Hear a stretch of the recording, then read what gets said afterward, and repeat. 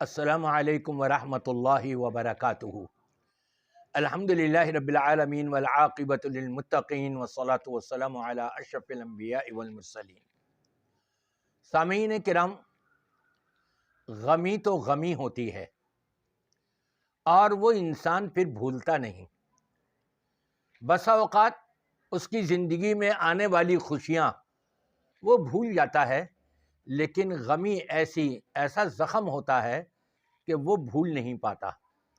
سوات کے اندر جو بھی سیلاب آیا ہے، اس میں کوئی شک کی گنجائش ہی نہیں کہ یہ رب کا عذاب تھا،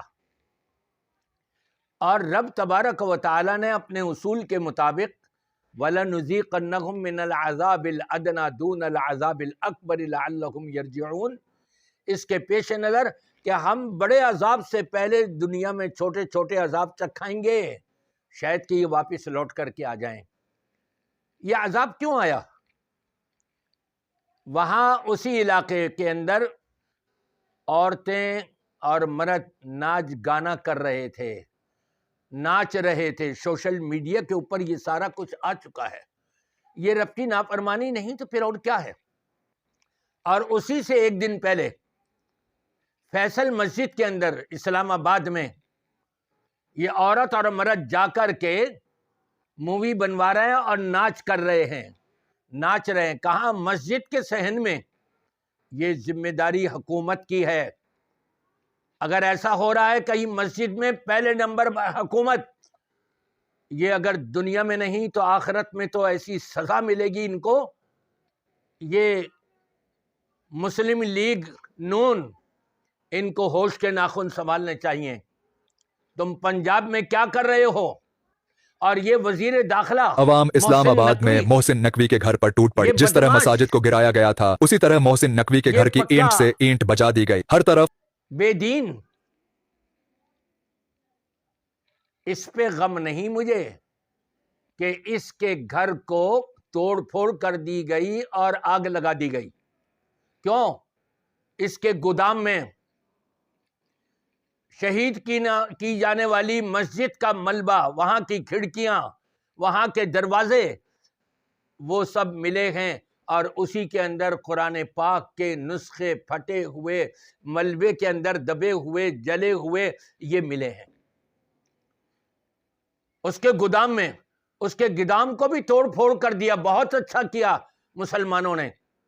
آئندہ کے لیے آنے والی حکومتوں کو سبق ملے گا کہ اگر تم نے یورپ کے کہنے پر یہاں کوئی سازش کی اسلام کے خلاف، تو تمہیں بھی زندہ رہنے کا حق عوام نہیں دے گی۔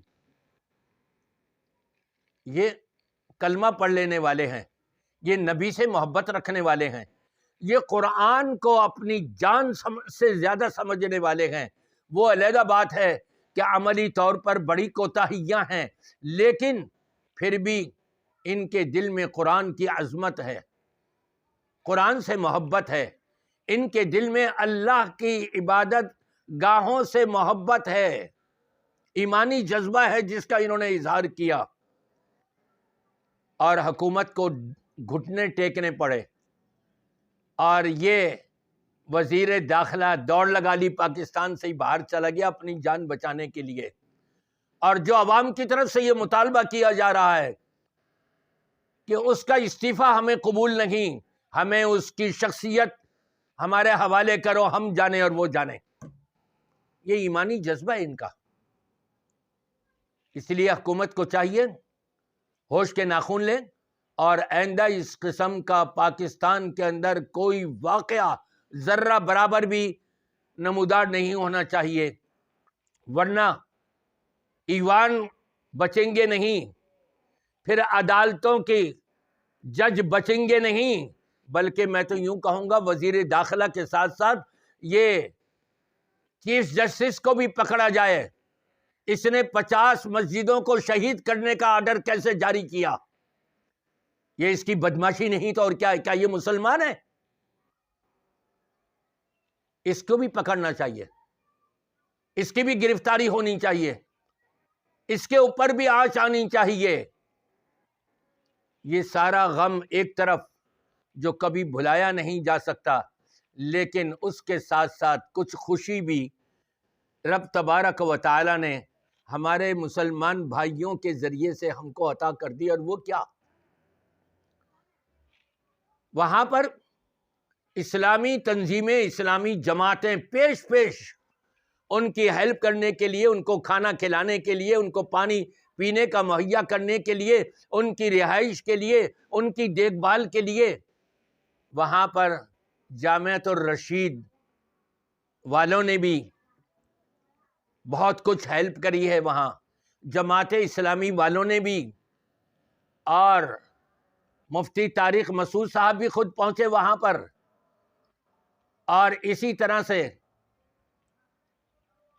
مرکزی مسلم لیگ پاکستان سب سے زیادہ نمایاں یہ وہاں پر نظر آئی، ان کی ہیلپ کرنے کے لیے، ان کے گھروں سے جو پانی کے دباؤ سے مٹی آ گئی تھی وہ نکالنے کے لیے، صفائی کرنے کے لیے، وہاں ان کی لاشوں کو تدفین کے لیے کفن نہیں مل رہا تھا، یہ مختلف جماعتوں نے اس میں حصہ لیا، اور بڑھ چڑھ کر پاکستان مرکزی مسلم لیگ نمایاں وہاں پر کردار ادا کرتی ہوئی نظر آئی۔